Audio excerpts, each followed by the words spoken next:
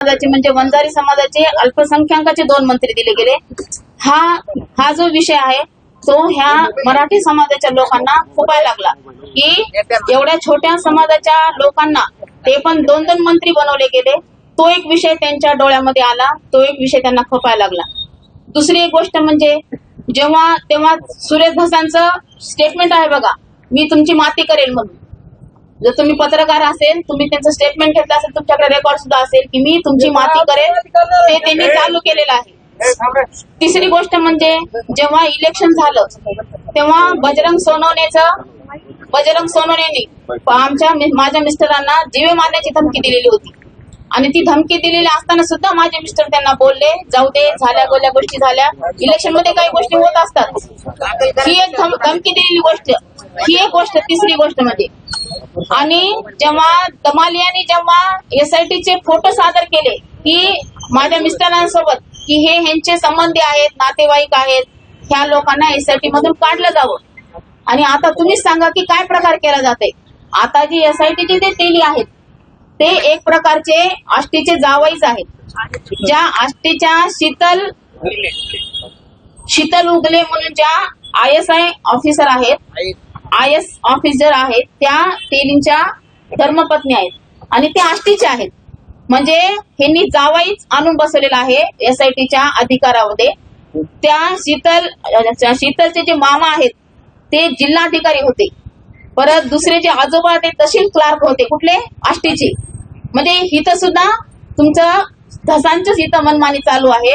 धसांनी आपल्या सोयीनुसार इथं त्यांचे माणसं आणून बसवलेले आहेत आणि एक राजकीय फक्त आमची म्हणजे वंजारी समाजाची माती करायची। त्यांना हे आमचे दोन्ही पण जे मंत्री झालेले ते दोन्ही मंत्री नकोय। जे 40 वर्षात घडलं नाही ते ह्या वेळेस घडलेलं आहे आणि ते पूर्ण त्यांच्या डोळ्यात खुपते आणि त्या लोकांना कमी करण्यासाठी एक प्रकारचं टार्गेट त्यांनी माझ्या मिस्टरांना केले। आज धसांना सुद्धा माझ्या मिस्टरांनी पूर्णपणे सहकार्य त्यांना निवडून येण्यामध्ये केलेलं आहे। बजरंग सोनवणेला सुद्धा पूर्णपणे निवडून येण्यासाठी सहाय्य केलेलं आहे। हे सर्व सहाय्य करताना धसांना वाल्मिक कराड हे हवे होते, पण आता जेव्हा ते निवडून आल्याच्या नंतर त्यांची काही गोष्टी होत्या की त्यांना सुरेश धसांना त्यांच्या काही इच्छा होत्या, त्यांच्या त्या काही इच्छा होत्या की मंत्री होण्याच्या किंवा तुमचं काही पालकमंत्री वगैरे होण्याच्या ज्या काही इच्छा होत्या त्या त्यांच्या पूर्ण झाल्या नाहीत आणि त्यांनी टार्गेट आपल्या 2 मंत्र्यांना करण्यासाठी, त्यांनी त्या 2 मंत्र्यांना संपवण्यासाठी अगोदर वाल्मिक अण्णांना संपवणं गरजेचं आहे। त्यामुळे त्यांनी पूर्ण म्हणजे हे राजकीय हेतूतून आणि जातीय समीकरण जोडून माझ्या मिस्टरांना बळीचा बकरा केलेला आहे। पहिल्यांदा जसं तुम्ही मागणी केली दमानियाची ऐकून पूर्ण SIT ची टीम बदलली, तशी माझी सुद्धा आज तेलीची बदली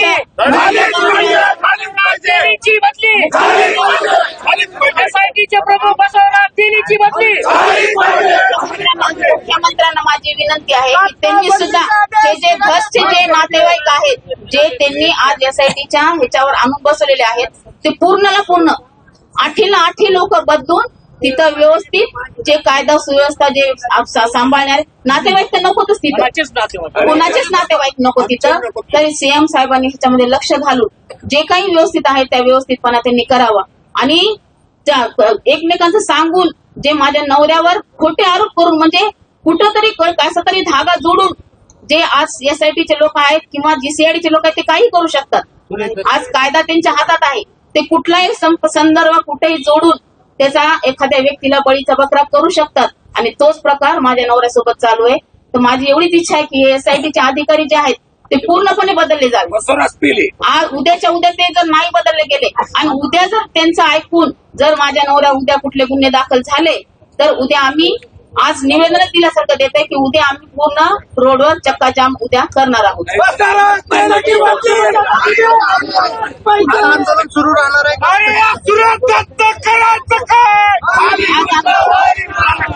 आज आम्हाला CM साहेबांनी किंवा आपल्या बीडचे SP साहेबांनी आज आम्हाला इथं येऊन आमचं निवेदन स्वीकारावं आणि आम्हाला एक योग्य तो शब्द द्यावा, आमची एवढी इच्छा आहे।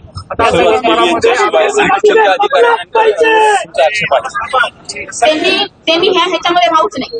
त्यांच्या जागेवर त्यांनी दुसरा अधिकारी घ्यावा. त्यांना ह्या तपास अधिकाऱ्यावर नकोच येते आम्हाला ते.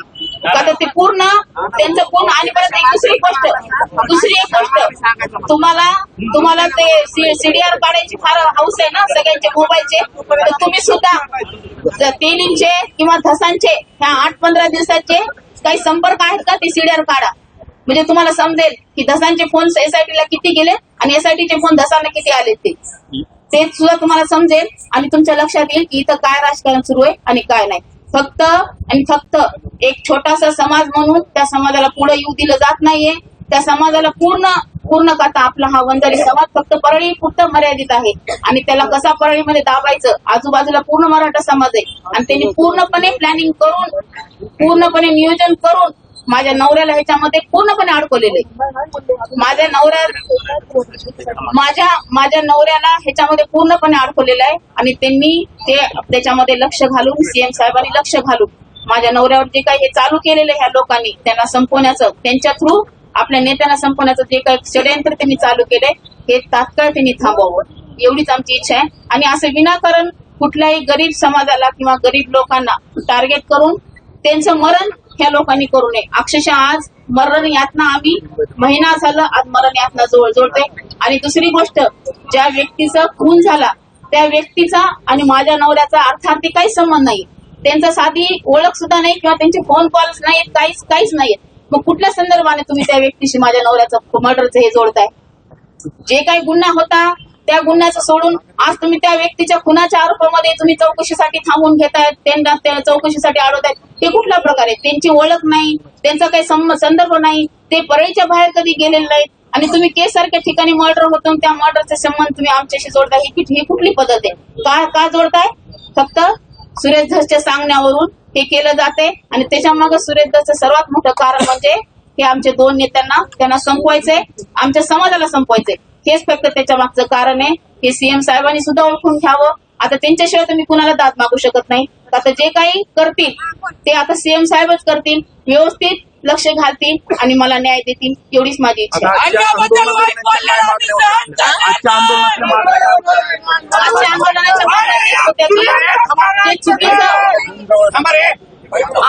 आंदोलनाच्या आज माझ्या मिस्टरांना जमानत मिळाली असती, आज माझ्या मिस्टरांना एमसीआर मिळून आज जमानत झाली असती. आज त्यांच्यावर खंडणीच्या गुन्ह्यावर त्यांना आज जमानत भेटली असती किंवा एमसीआर भेटला असता आणि त्याच्यातून आमची जमानत झाली असती. तर आज आम्हाला 302 मध्ये चौकशी करायची. 302चा आमचा काही संबंधच नाही ना. आम्ही 302 मध्ये नाहीच आहेत ना. मग आता चौकशी करायची म्हणून जर तुम्ही थांबून धरता म्हणजे कुणाच्या सांगणार थांबून धरता? नाहीच आहे ना. मग एसआयटी म्हणते ना आम्हाला 302ची चौकशी करायची. मग तुम्ही 15 दिवस का केली नाही चौकशी? 15 दिवस केली का चौकशी तुम्ही एसआयटीची आपल्या 302ची? तुम्हाला आधी चान्स होता ना 15 दिवस चौकशी, त्यावेळेला तुम्ही काहीच केलं नाही. आम्ही 302 मध्ये नाहीच आहेत ना. मग आता काहीतरी एखाद्याच्या सांगण्यावरून जर तुम्ही अधिकारी लोक असून सुद्धा जर एखाद्याच्या सांगण्यावरून जर आम्हाला तुम्हाला थांबवायचं आणि चौकशी करायची म्हणजे अजून परत जर माझ्या नवऱ्याला हे करून जर तुम्ही त्या चौकशीमध्ये त्याचे वेडे वाकडे जर फाटे फोडून जर माझ्या नवऱ्याला अडकवण्याचा प्रयत्न केला त्याच्यामध्ये 302 मध्ये तर आम्ही पूर्ण रोडवर थांबल्याशिवाय राहणार नाही.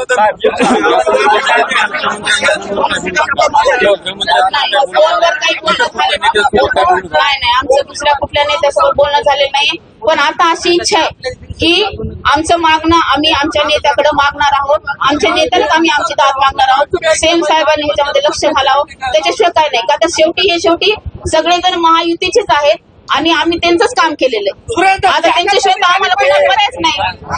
त्यांच्याशिवाय आम्ही त्यांच्याकडे मागणार. तर माझं एवढंच मागणं आहे की आम्ही पूर्ण दाद ही सीएम साहेबांनाच मागणार की ह्याच्यामध्ये माझ्या नवऱ्याला विनाकारण अडकू नका. तुमचं राजकारण जे काय करायचंय ते तुमचं तुम्ही तिकडे करा. आम्हाला त्या राजकारण काही घेणं देणं नाही किंवा काय नाही. माझा नवरा हा प्रामाणिकपणे तुमच्या युतीमध्ये असल्यामुळे सगळ्यांचं त्यांनी प्रामाणिकपणे काम केलेलं आहे. आता तुमच्या राजकारणासाठी तुम्ही माझ्या नवऱ्याचं बळी ह्याच्यामध्ये घेऊ नका. तुम्हाला काय करायचंय ते राजकारण तुम्ही तुमचं तिकडे मुंबईमध्ये बसून करा, नाही तर तिकडे त्या केसमध्ये बसून करा. पण माझ्या नवऱ्याचा ह्याच्याशी काहीच संबंध नाहीये. त्यानं फक्त प्रामाणिकपणे तुमच्या पक्षाचं काम केलेलं आहे. तुमचे माणसं बहुमतानं निवडून आणलेले आणि त्याचं फळ म्हणून आज आम्हाला आम्ही छोटा समाज असल्यामुळे आज आम्हाला सरकारनं 2 मंत्री सुद्धा दिलेले आहेत. आणि त्याचं जळवणूक होणे, त्याचा तुम्हाला त्रास होत असल्यामुळे तुम्ही जर एखाद्या सामान्य लोकांना जर तुम्ही त्रास देत असाल तर ही फार म्हणजे फार चुकीची गोष्ट आहे. हे बरोबर नाही. हे तळतळाट तुम्हाला राहायला लागल्याशिवाय राहणार नाही. तुम्ही दुसऱ्याला म्हणता का माती करतो म्हणून, पण तुमची सुद्धा माती झाल्याशिवाय राहणार नाही.